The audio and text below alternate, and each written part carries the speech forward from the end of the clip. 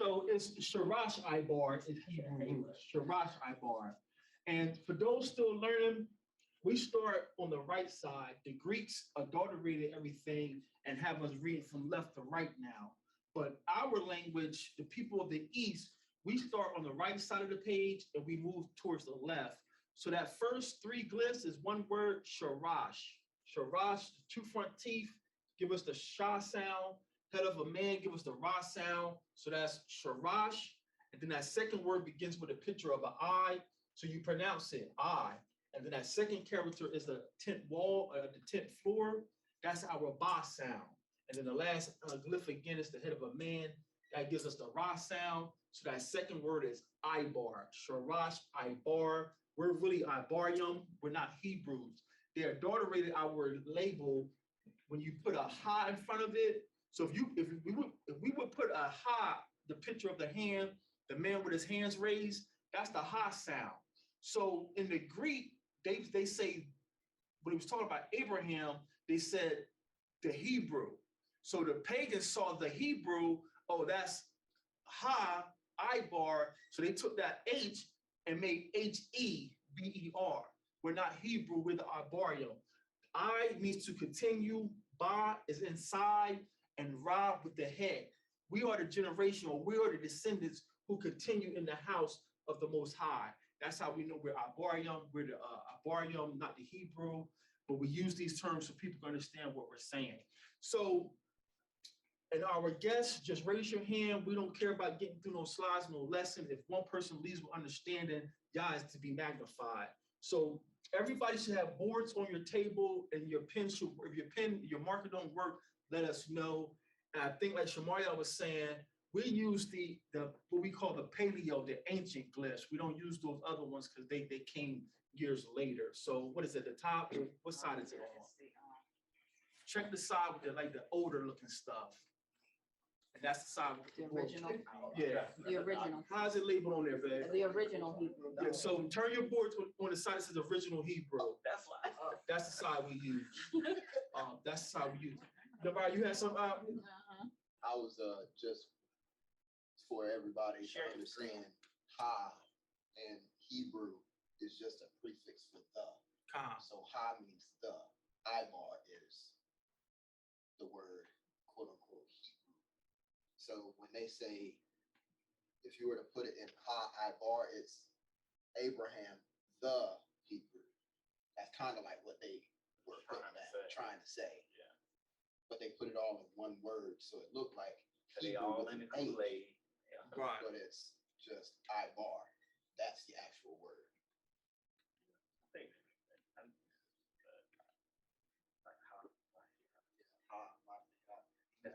That makes sense to everybody what he said. Yeah, I get that one. They get that one. What? I said a football reference, like you watch Monday Night Football and they'll say, my name is such and such from the Ohio State University. I was saying the is like Shia. Yeah. I'm from the U. The Miami boys be coggy, man. Yeah. I'm from the University of Miami. The U. So you can't. Ha for us is just the article the, and so we're gonna do an exercise, and I'm gonna flip to a word, and you use those glyphs to match this word. You pick those glyphs out. So I'm gonna say the word Shabbat. Shabbat. You get a pen? Queen, can you pass this back to Steve?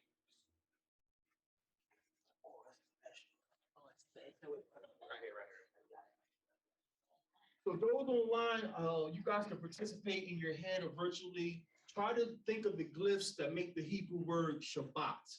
When you say Shabbat, I know it sounds like English, but you're actually making Hebrew sounds. So Shabbat is a phonetic of a Hebrew word. So when y'all say Shabbat, you're not speaking English, it's actually Hebrew. It's Hebrew.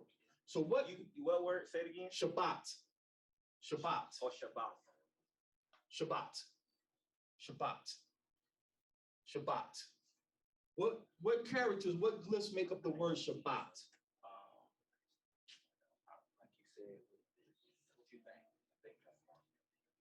We're all family, so we're all going to go through this. If we don't know, we don't know.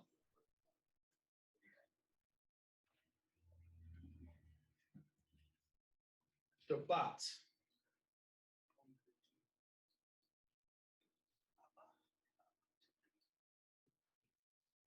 And as you finish up, go to say Shema.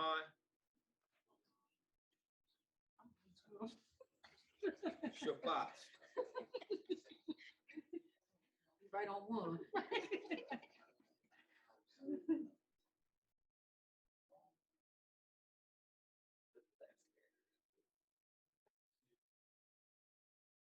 That's the music.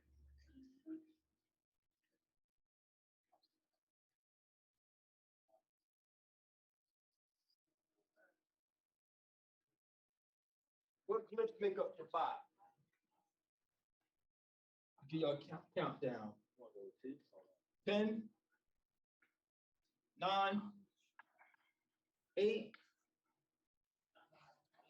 7, 6, 5, 4,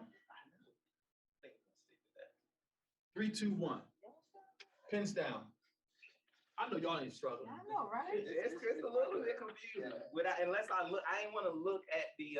If I seen the blue letter, then I would have known. But just off the top, it's just a little question. Yeah. Because it's not a question of the sounds. It's just like it's probably got something to do with this trash English. Yeah. And your question is going to drive home a point even greater. So in English, you want to ask the question? Ask the question. So what letters did y'all come up with? What glyphs y'all come up with? The First teeth. table. The teeth.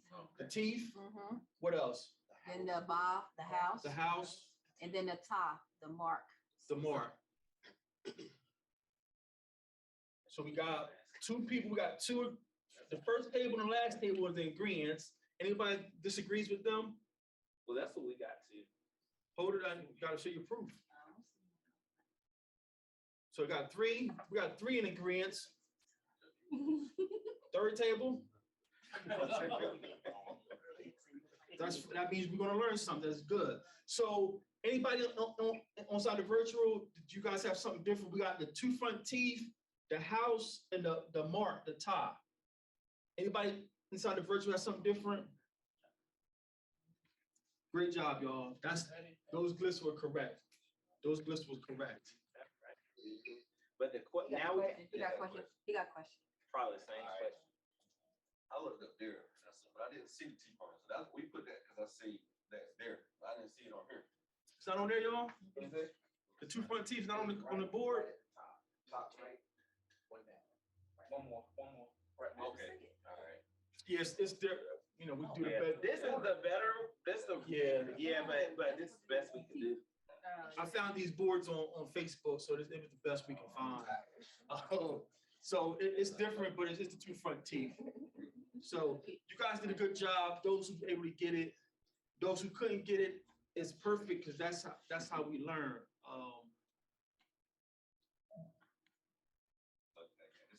Real quick, what is that when it gets hung up like that? Because that happened to me before. I don't know if it's the presentation mode that's causing it to hang up. I think it's presentation mode, but I just keep clicking to it till it finally goes. So the three glyphs that make up Shabbat, starting with the right side, is the two front teeth. It looks like, I call it the upside down E. On the boards, like I brought out, Like a W. Like a W. looks like a W. So, and again, our ancestors were writing on clay and stone sometimes. So when you see those old pictures, like that, those pictures of those brothers back there, they use that with a very heavy iron. To get that right there, they use something heavy to chisel out those images. But when it comes to letters, they're using probably sticks and they're carving into stone. So they can't make the glyphs perfectly. That's why it's hard to make out things when we find these old relics. But the word Shabbat is 3 characters, 2 front teeth, the picture of the tent floor plan, that's what that is, a tent floor plan. And then the tie is the mark. So how would a Shemitic person when we say Shabbat, what are we saying? How would a Shemitic person, an Israelite, process these three glyphs? Join together to the house of the covenant. Join together by the house of the covenant. Anybody got something different? Anything different? Because that's the beauty about these glyphs. We all can process them differently in so many different ways, but we check the context and we all should be in the same ballpark. Anybody got something different? I mean, you could say, because we are set apart, that word kind of ties into Kodash as well. So you're separated in the house of. Get your mark so people online can hear you. Okay. So the word Shabbat kind of ties into Kodash or set apart. So the Shah could be to pair to or to separate. The Ba could be inside the house. I was looking up the character the other day. It also means family. So the Ta is the mark, the seal, the sign, the covenant. So you could say you could be separated from the world to the family of the covenant, or to the sign, or to the mark.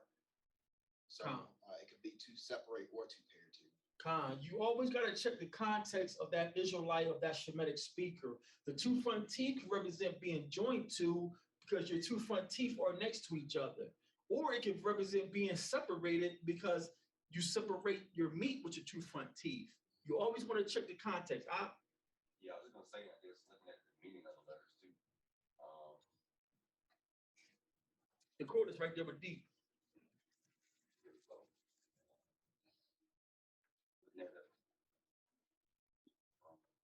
Yeah, looking at the meaning of the letters, the teeth has here God Almighty, gospel of Christ, and the Bayat is the household, so it's God's house, and then on the letter 2 it's the ordained period of time.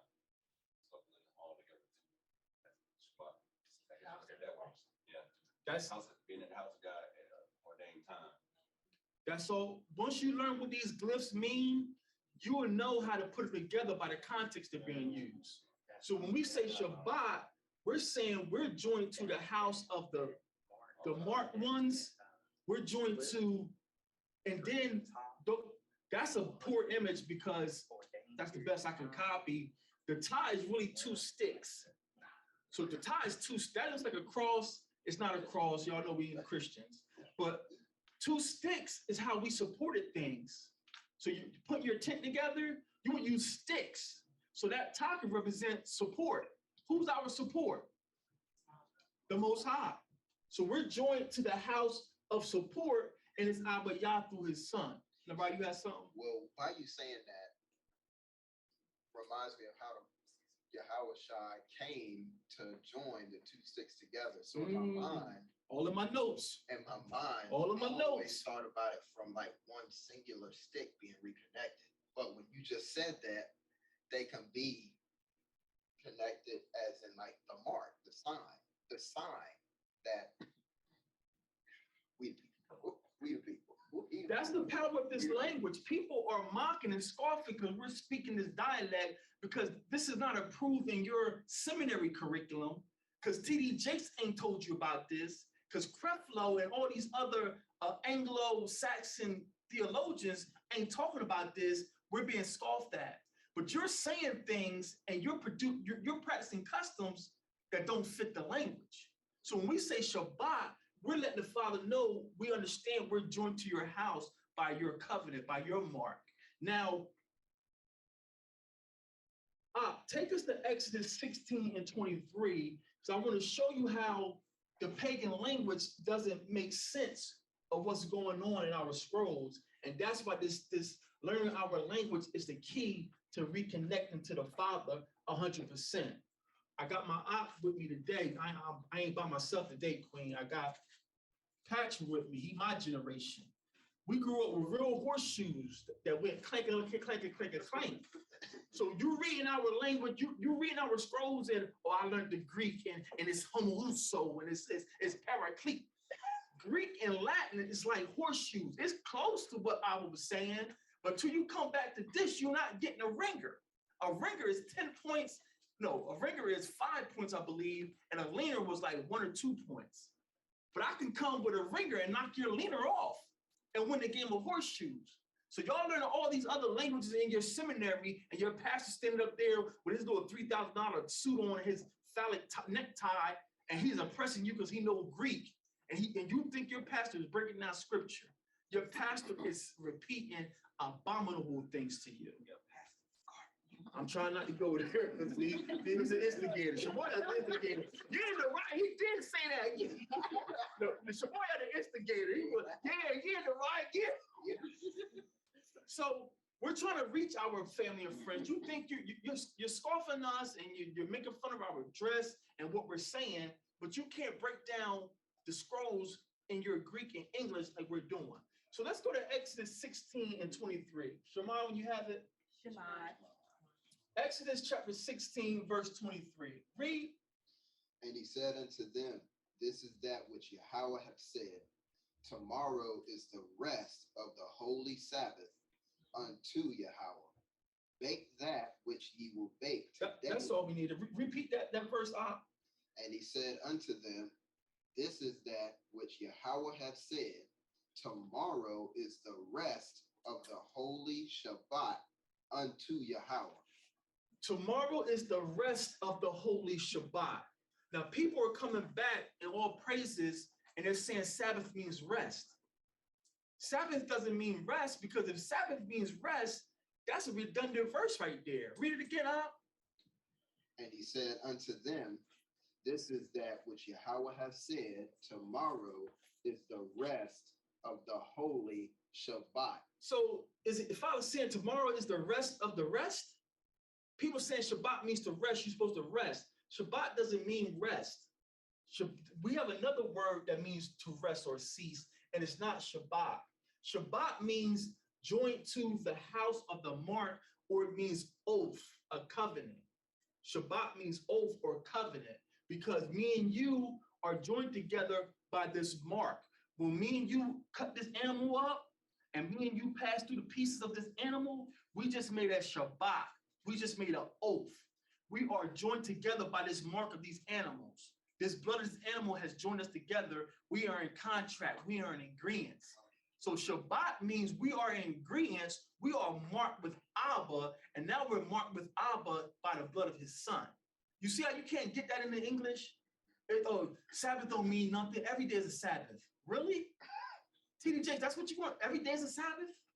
It shows you don't know what's going on in the scrolls. Like he said too, the appointed time makes it very prevalent, Because he didn't say every day is a Shabbat, did he? No. He said specifically the seventh day. So you see how he didn't know what he was going to teach today. You see how just being an Israelite gives you power over these Christians? The seventh day is the appointed time. Yes, how many of y'all went to Sabbath to worship Yah? Jesus said, I was praying, that's worshiping while she's driving. So we worship him every day too, Dr. Seminary. But to be joined by his mark, he said, it's my seventh day. If that's the case, you should tell them to celebrate Christmas every day. Why don't you have church every day? You see how you just ask them questions, and these, I'm just keep it civil. These Christian men are not used to being challenged. They're used to talking to people who are sinners, and you ain't been going to church, so I'm superior to you. Just because I ain't been in your church, you don't know what I've been reading. Just because you ain't seen me in your church, maybe I was going to a church out of state. Maybe I've been doing online studies. But the Christian man, he takes a position of superiority.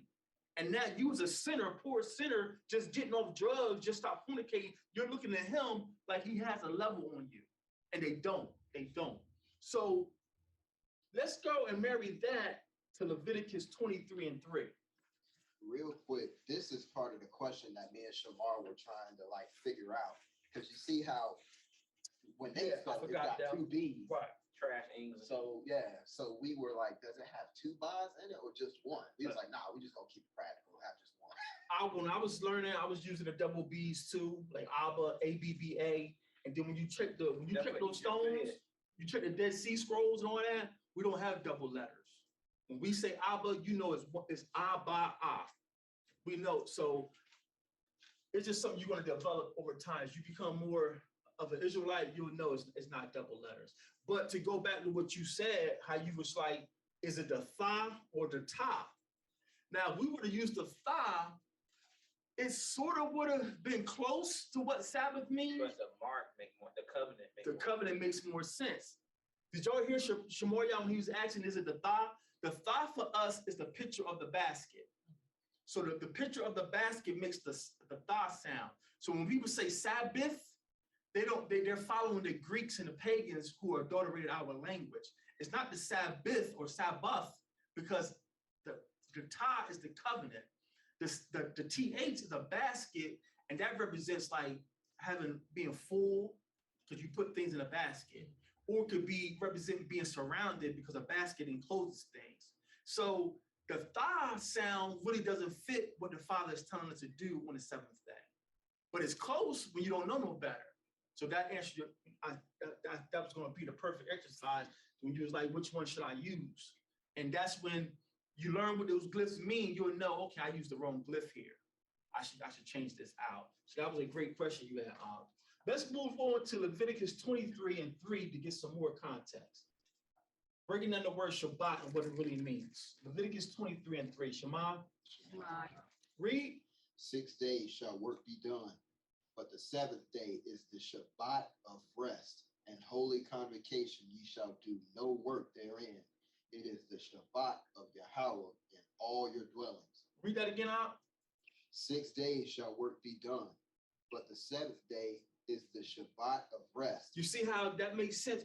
Say your name again. Nick. Nick. Yeah. You see how that makes sense what Nick was saying? It's an appointed time. So saying I can worship or gather any day I want. Well, that's true. You can gather any day you want, but Abba says I have an appointed time that you're honoring me. So we can come here tomorrow. Well, that's a bad example. Yeah. Because tomorrow is Shabbat. But we can gather every day. If we didn't have no work, we hit the lottery tomorrow, every day we're feasting. But it's still only one day is going to be that set it apart. You can really look at it like a doctor's appointment. You know, you can go to the doctor every day, but your wait times might vary. Right. But if you had an appointment, Right. an appointed time, you be there that day, that time specifically. Exactly. So the Christian dogma don't make sense, and then you not knowing the culture, aka these glyphs, that's why you don't understand how important the seventh day is. So people are scoffing at us because you don't understand this ain't something that you respect, because we don't wear shiny suits and we don't speak eloquent. I'm from Nazareth like my Messiah. I'm from the gutter. So you don't respect nothing coming out of Nazareth. You respect Beverly Hills. You respect 90120. Oh man, he really killed it. Man, he got 3 degrees.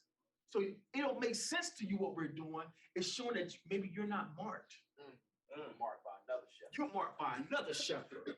So we can teach you and break down everything we teach and practice. We can show you why we're doing it. Can Dr. Seminary do that for you? You just had resurrection.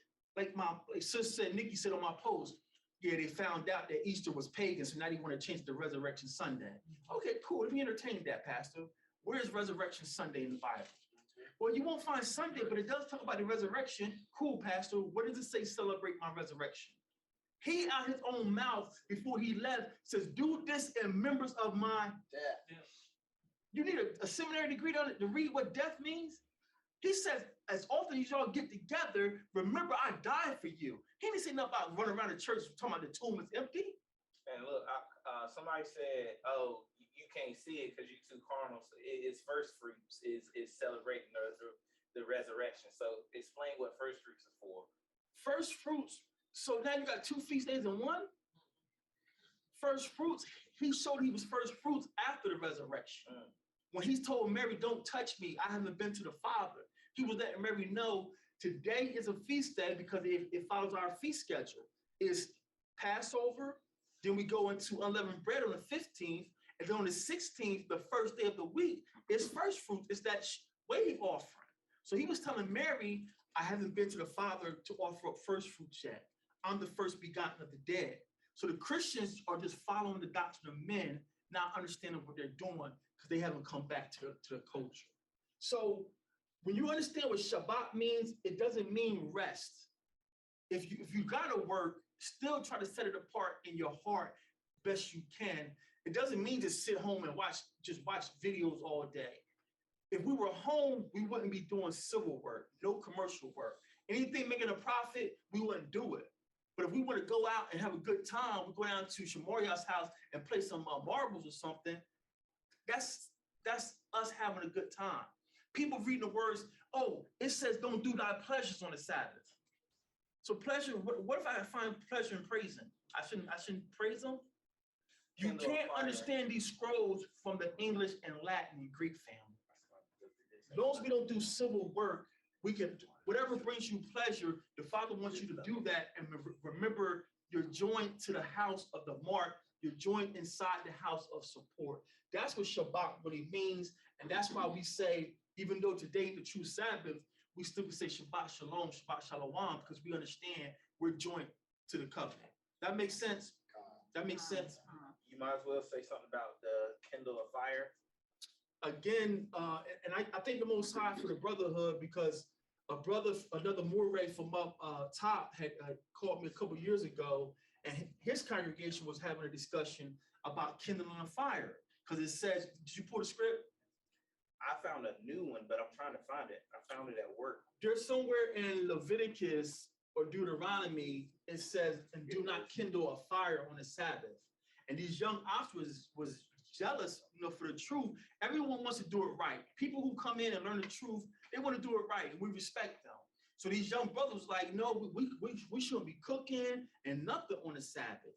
And then when the brother asked me, he says, I know you understand the Hebrew a little bit better. Do you have some insight? And I said, well, you know what? I ain't never considered that scripture. Let me go home and pull it up and see what I can come up with. So when you look at that sentence or that law, thou shalt not kindle a fire on the Sabbath. Exodus 35:3. Read it up. Ye shall kindle no fire throughout your habitations upon the Sabbath day. And what is it? Is it in context? You want me to just read 1 through 3? Come. Where you at? Exodus chapter 35. Exodus 35.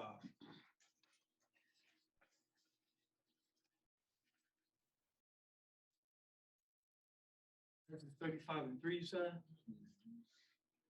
Okay, read. And Moses gathered all the congregation of the children of Yasharal, saying together, and he said unto them, these are the words which Yahweh has commanded that you should do them.